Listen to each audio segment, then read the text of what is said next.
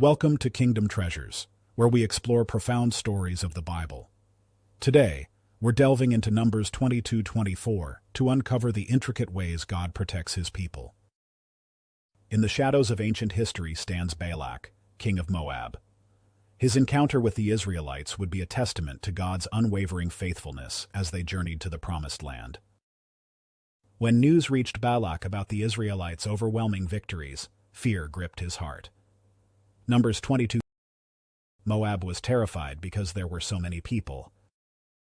The Israelites' military successes underscored their divine backing.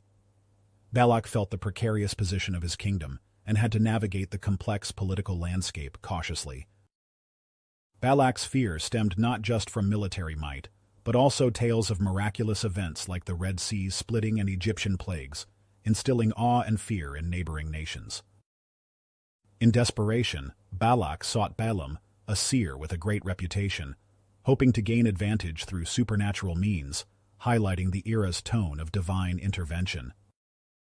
Balak believed in Balaam's reputed power to bless or curse as his only solution to protect his kingdom from the looming threat, underscoring Moab's trepidation and desperation.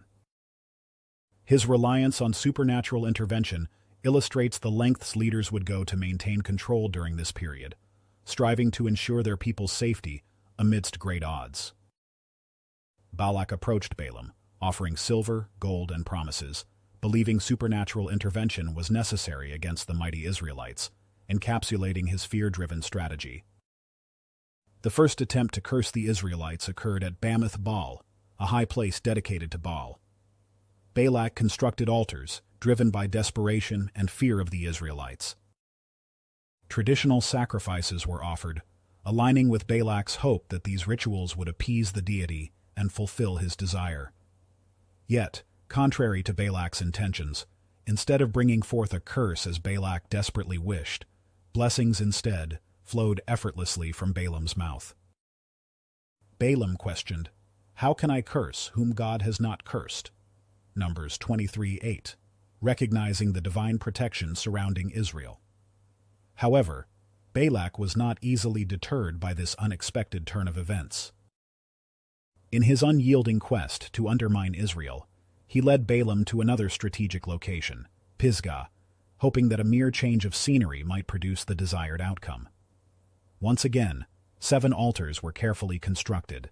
Sacrifices were made with determination and fervor, but despite these efforts, the results mirrored those at Bamoth Baal.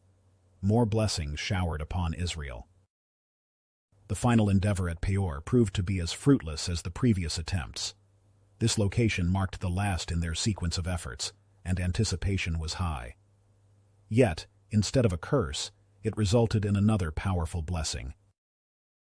This ultimate blessing was profound in its significance, not only affirming God's favor and protection over Israel, but culminating in the most potent and uplifting prophecy yet pronounced by Balaam.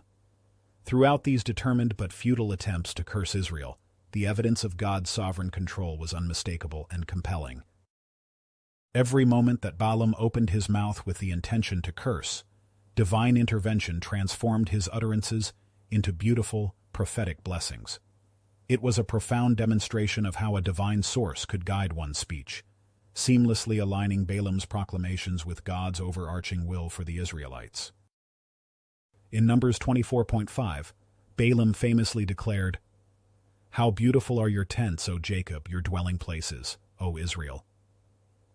These remarkable words did not merely address the immediate circumstances, but transcended them, extending into prophetic visions that illuminated the future of Israel. Each blessing underscored the unwavering support and favor that Israel enjoyed from the divine, positioning them as a people set apart for extraordinary things. The process through which Balaam's intended curses turned into blessings highlighted the futility of opposing God's plans.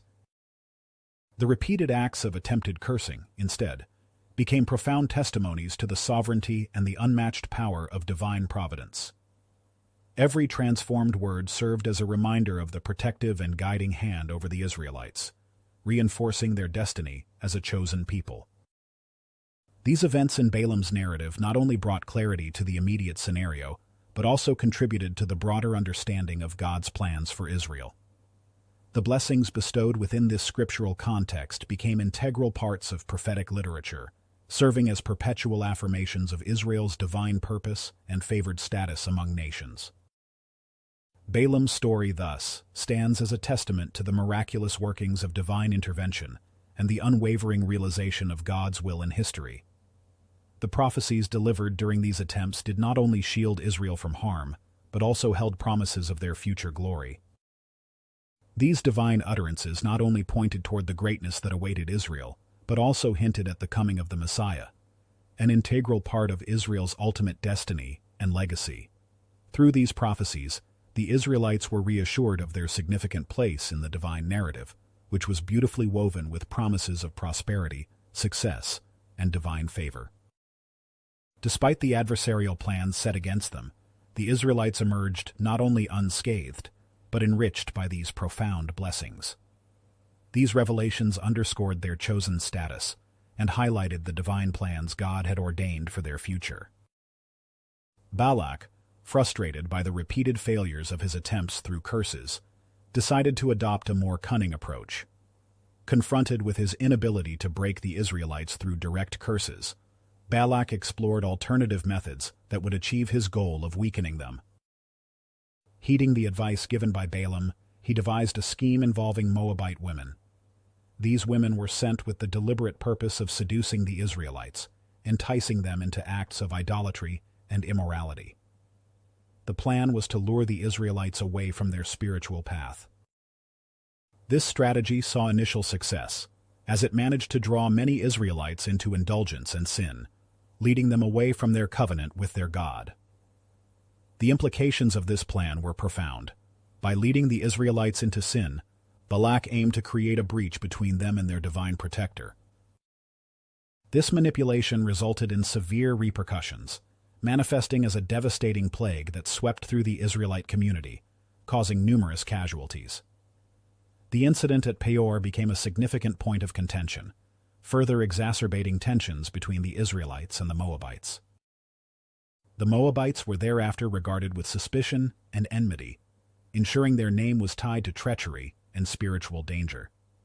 The actions of Balak, as recounted in this episode, had lasting ramifications throughout biblical history, cementing the Moabites as perpetual adversaries. The treacherous behavior of the Moabites against Israel became a symbol of the vulnerabilities faced by those who stray from their spiritual paths. The New Testament alludes to this historical incident in Revelation 2:14, warning against the teaching of Balaam. This reference underscores the enduring significance and moral lessons derived from the Moabite strategy, highlighting the dangers that continue to be relevant across spiritual teachings and traditions. The episode is a perpetual reminder of the importance of faithfulness and vigilance. Balak's story teaches us vital lessons about God's faithfulness and sovereignty. No human scheme, no matter how carefully planned, can thwart God's purposes for His people. Even today, we can trust in His protective care and unchanging promises.